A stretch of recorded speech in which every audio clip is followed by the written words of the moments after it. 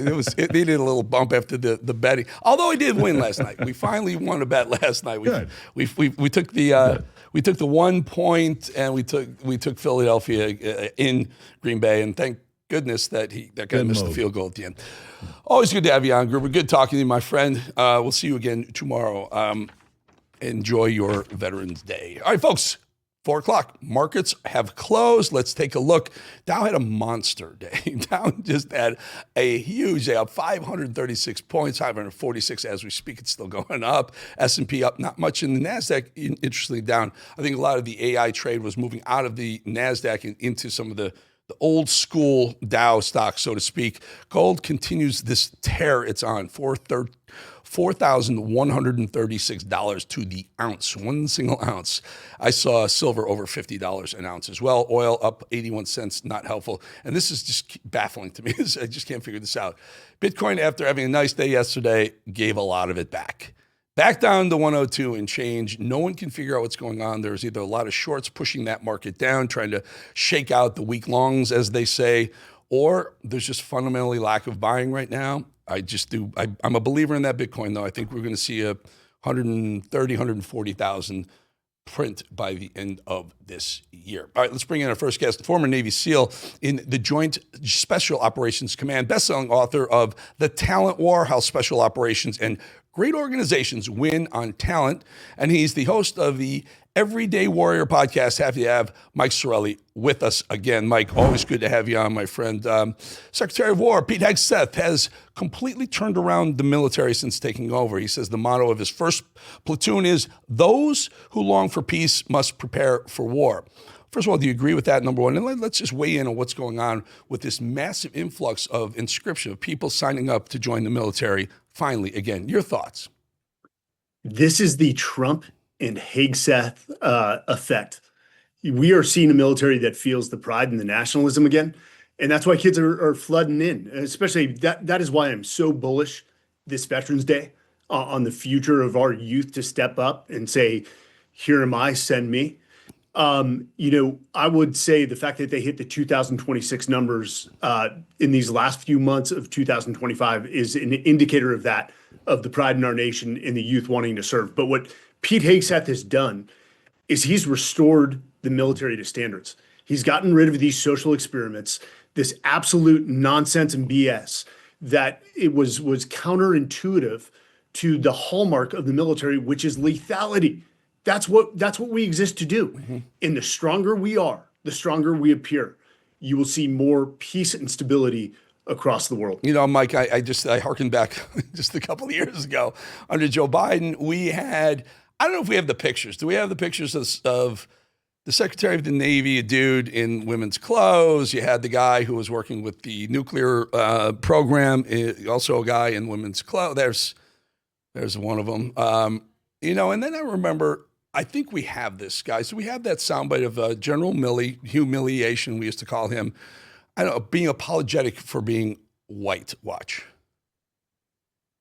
Oh, we don't have it. I'm sorry, we don't have that. Anyway, he said, and I'm quoting, I thought we had a soundbite. He says, "I want to understand white rage, and I'm white, and I want to understand it." General Mark Milley said that as chairman of the Joint Chiefs of Staff. Mike, tell us about the difference in 4 years of where they were, the military was then and now. This is the multiverse. Two completely different militaries. I actually feel robbed from my 20 years of service. I wish I had a Secretary of War like this that restored us to accountability and standards. And I think, and I actually did a segment with Pete on Fox where we talked about the status of the military for 1 hour. And at the very end, I said, we need to institute a military culture exclusion act that prevents future administrations from enacting these social experiments and things that are counter to the military culture. The military culture is about conformity. That's just one of the things. We still pride ourselves on individual personalities, but you have to be able to conform to standards. And the transgender policy and trying to force women into combat MOSs, it wastes nothing but time.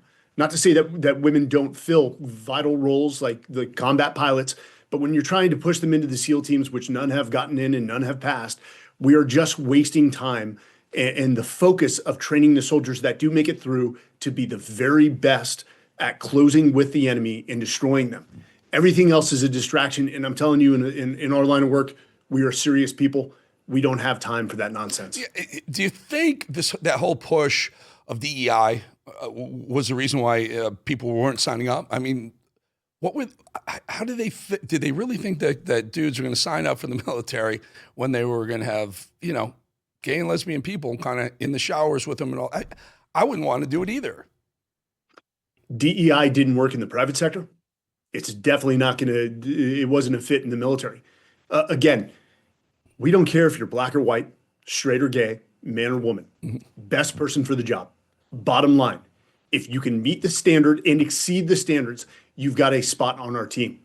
If not, we are not going to make exceptions for somebody just because they're a female or a different ethnicity or race.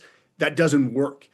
When you are on the battlefield and you're depending on the person to your left and to your right to do their job and cover your six, and if there's any doubt because they made it through with some exception to standards, that erodes unit cohesion, and that's what gets people killed. And that's what's crazy.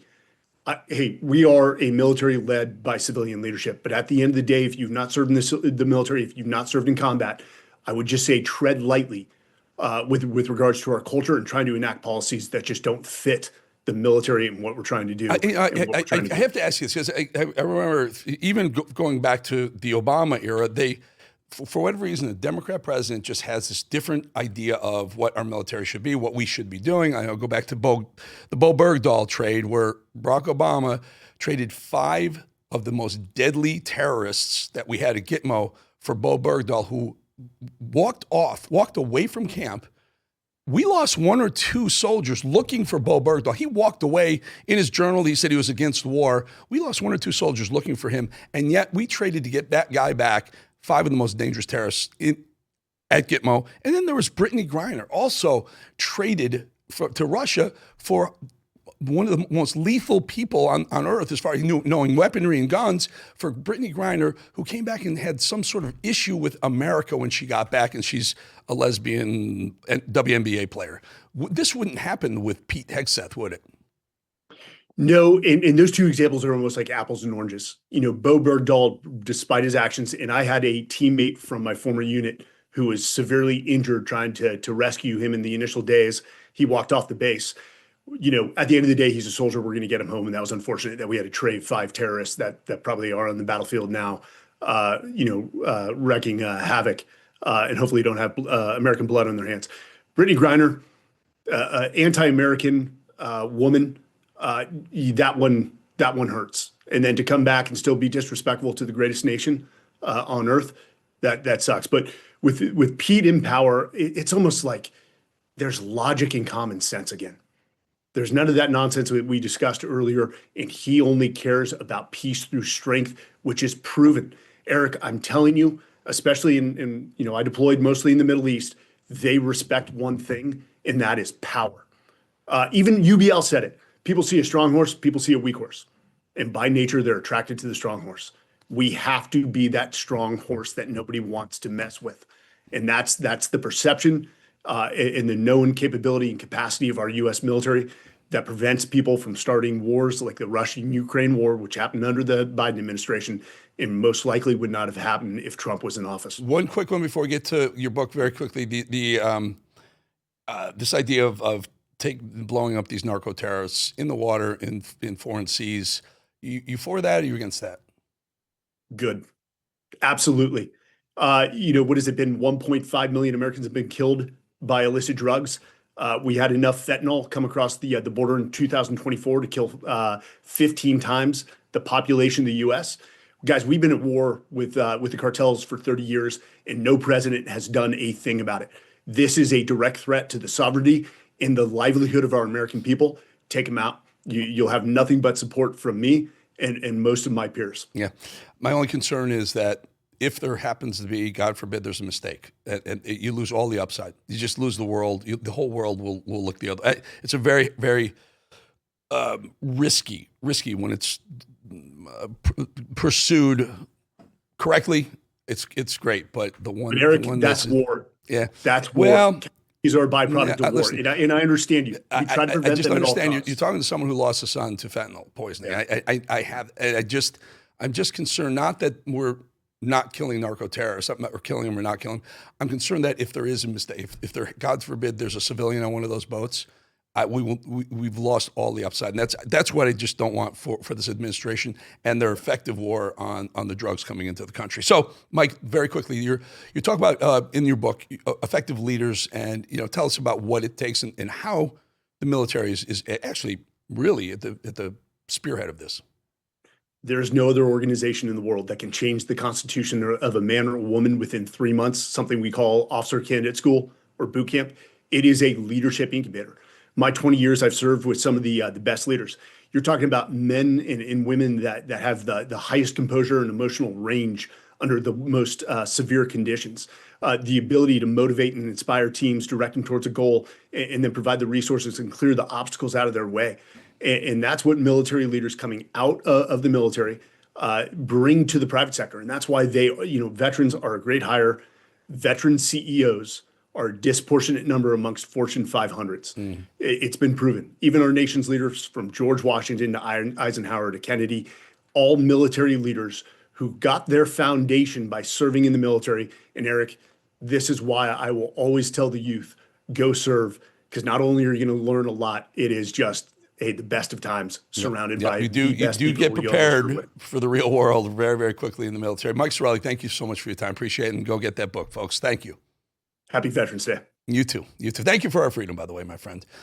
All right, folks, it's the one time of year that Birch Gold Group gives away, get this, free gold. With every qualifying purchase, you get free gold. That's right. For Black Friday, when you convert an existing IRA or 401k into a tax-sheltered IRA in gold, Birch Gold will send you free gold to your home. For every $20,000 purchase, gold started this year around $2,600 an ounce. It's $4,139 an ounce right now, almost doubled.